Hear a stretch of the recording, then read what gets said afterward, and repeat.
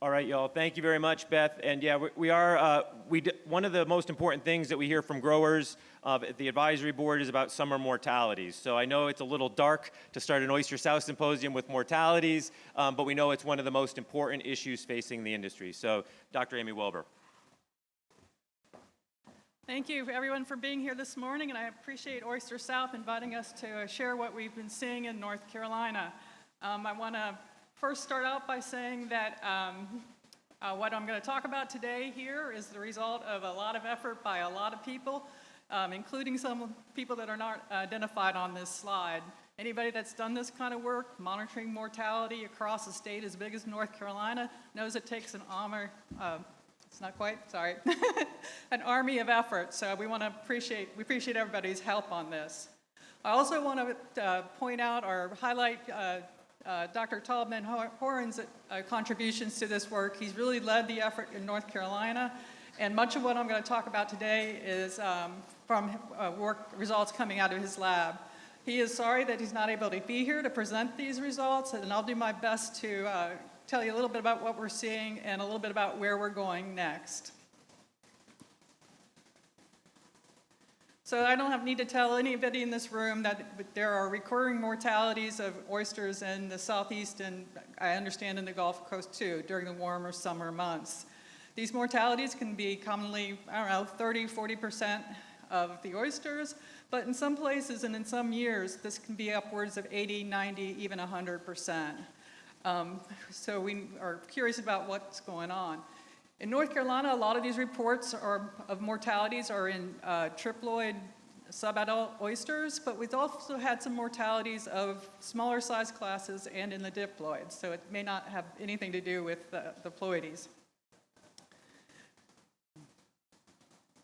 So what we find histologically when we look at oysters that are collected during these or immediately after some of these mortality events is some changes in the digestive system of the animals. If you look on the slide on the picture on the, I guess that's the left, we see a section from a healthy oyster. Noted the features that I've been told to point out are the thick layer of basophilic epithelial cells that stain darkly in that slide, the layer on top of that, which are the secretory absorptive cells, and the fact that the lumen is relatively small and constricted. That's the space between within the tubule. If we turn our attention to the other picture, this is a section from an oyster collected during a mortality event or right after one. And what we can see is that those basophilic epithelial cells have flattened out, the absorptive cells are pretty much gone, and the lumen is broad and full of cellular debris. So this seems to be a relatively significant change in the architecture of the digestive system. What we think this means to the oysters is that the loss of those secretory absorptive cells, which are the site of intracellular digestion, that it really impacts their ability to acquire nutrients to run their physiology. So there seems to be some indication that they may be starving to death. I'm told that there are analogous conditions in humans in which things like viruses or bacterial infections can impact this ability to absorb nutrients. And there doesn't indicate there may be also some genetic predisposition in some people that cause these ailments to be more common. So we're going to look for the same thing in oysters, whether some of these factors that cause these sort of interruptions in humans might be happening in oysters. Thus far, we haven't seen much indication of viral infection in the oysters, at least based on the histopathology. I'm also told that that's not necessarily the best way to go looking for viruses, so there still is an open question whether there's some contributing viral issues in these mortality events. In addition to the pathology we noticed in the digestive tubules, we also noticed that the mortalities, at least in North Carolina, seem to be clustered in our high salinity areas. The areas where salinities run 30 parts or greater, and sometimes during the summer in these shallow coastal areas, the salinities can push 40 parts per thousand, and this seems to be where the mortalities tend to be the worst. We also see some indication that the wild oysters in these areas are not as impacted as the farm-raised oysters. So what we think is going on, and we're still trying to figure this all out, is that there may be a bacterial infection that's coming in. This can perhaps be interacting with a stress response in the oysters to some environmental perturbations, or both of these factors may be interacting with the genetic predisposition of these hatchery-raised oysters that have been selectively bred, oftentimes for many generations, for fast growth. So to start exploring this a little bit, in 2021, Tal and the group from NC State University did some exploratory sampling in Core Sound, which is kind of in the center part of the state. And what they saw was around about the middle of July, some of the oysters that they were collecting from these sites showed dramatic increases in the amount of hemocytes in the digestive tissues, both in the connective tissues and in the tubules themselves. And that's what all these little dark spots over here in this slide are, so that increase of hemocytes. This suggests that there might be some immune response going on in the oyster. To what, we have no real clear answer to that yet. One thing to notice is in these oysters with these upticks in hemocytes, that the digestive tubules look pretty healthy. You still see the secretory cells are still present, and they don't look as impacted. At the same time, other oysters collected from this site do show that pathology that we associate with these events.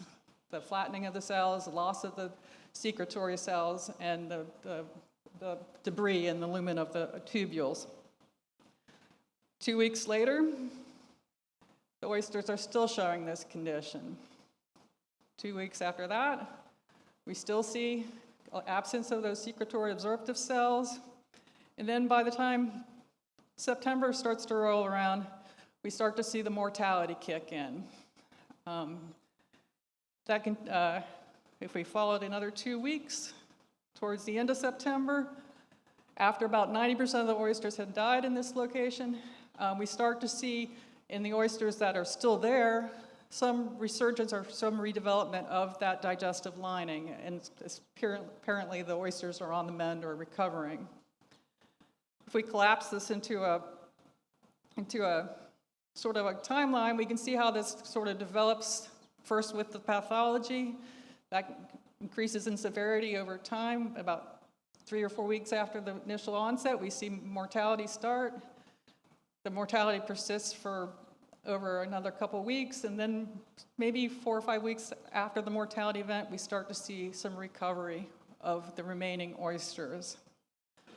So it seems like there's something going on here, of course, and about the same time that Tal was doing this work, the hatchery in Wilmington and the hatchery in RIMS were producing oyster to do some sentinel deployments in 2022. This research was funded by the Division of Marine Fisheries Commercial Fishing Resources Fund, and what we did was we produced oysters from 2 different genetic lines, and we produced 2 different ploidies of each of those lines.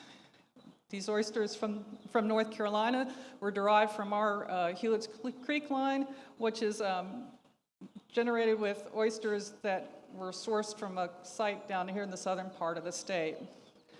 The lines we used from Virginia were the Henry lines that some of you may be familiar with.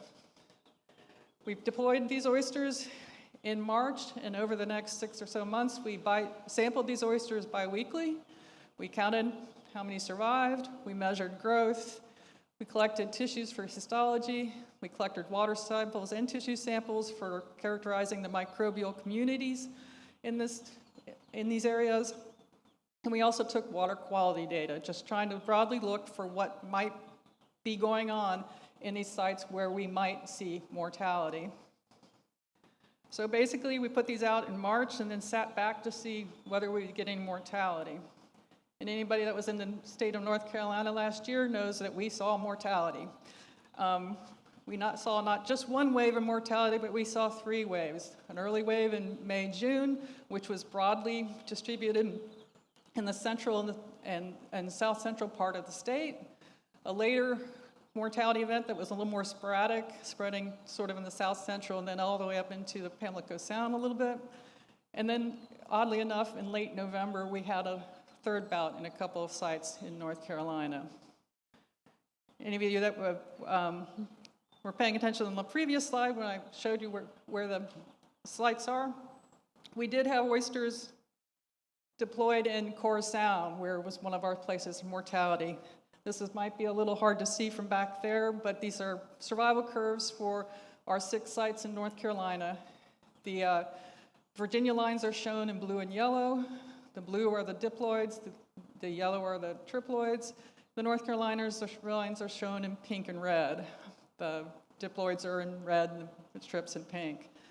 As you can see in our Bogue Sound sites and Core Sound sites, we had considerable mortality associated with 2 different events. The Core Sound was in the early event, and then the Bogue Sound was in the later August-September event. And in those locations where we had the most significant mortality, there doesn't seem to be a strong effect of either genetic line between the Virginians and the North Carolina or in ploidy. There might be a slight tendency of the North Carolina lines to do a little bit better, but it's not really marked. Across the other sites where we saw more modest mortality, there was a tendency for the North Carolina lines to do a little bit better than the Virginia lines. I unfortunately don't have growth data for you today. In general, the trends were the same, that the North Carolinas did a little bit better than the Virginias in sites where we did not see this substantial mortality. We look a little bit at water quality data. We see some evidence of some of these environmental perturbations that we think might be impacting or contributing to these mortality events. This is just data from Core Sound, but we can see that in the early spring, in May, we had a cold snap that predated the mortality event by a few weeks. So we think that might be a stressor that might have contributed. The bottom panel is salinity for the same sites, and in late summer we see a low salinity event that was associated with a rainy July, which again may be one of these environmental stressors that are contributing to what we're seeing. The problem with making that direct association between these environmental events and the mortality is that we see the environmental events in locations where we don't necessarily see that catastrophic mortality. So there's something missing between these stressor events and the actual mortalities that we haven't quite figured out yet. So what we do know is that we think that the mortalities are associated with summer stressors in these locations. And we seem that it doesn't seem to be particularly targeting triploids or particularly targeting any particular genetic line. There does seem to be some commonality that they're all hatchery-produced lines, but that's something to be further investigated. Where we're going next is we still have a mountain of samples to work through from both the sites where we saw mortality and where we didn't. That includes all the characterization of the microbial communities in those areas, and also some of the histology work. So we hope to know a lot more by this time next year. Where we're going next is with funding from the North Carolina Policy Collaboratory. We are going to produce 2 different groups of oysters this spring, and hope to do those deployments in early 24 to test. The 2 ways that we're going to look at this is that we want to look more closely at whether or not the wild oysters are more resilient to these events than the hatchery-raised oysters. And so we're going to collect wild spat from the wild and compare that to some of our hatchery lines that are derived from the same locations. So look and see if that hatchery production is causing some of our problems. And then our second area of focus is we collected the survivals from the 2022 mortalities. We brought those back to the hatchery. They're getting conditioned as we speak, and we hope to spawn those in the next few months and see if we can selectively breed for resilience to whatever is causing the problems that we're having in North Carolina. And I think that's it. So at that point, I'll be happy to take any questions.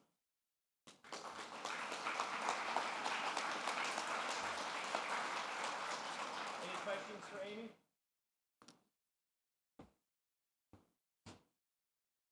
All right, and you're going to be on the panel as well, right?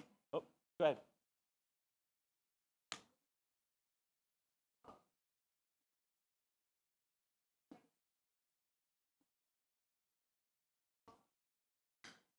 Yeah, and Jonathan's right there, and he was collecting a lot of the data sitting right there, and he said, yeah, we've had growth. It's a little complicated because we do see a tendency for the oysters in the areas where we had mortality that we lost the bigger oysters a little bit. We're still looking at this data, but it does seem that like there might be a size component to the mortality. Thank you, Amy. We're gonna actually, Amy, you'll be on the panel, right? So we can ask Amy some questions in the next one. So thank you, Amy.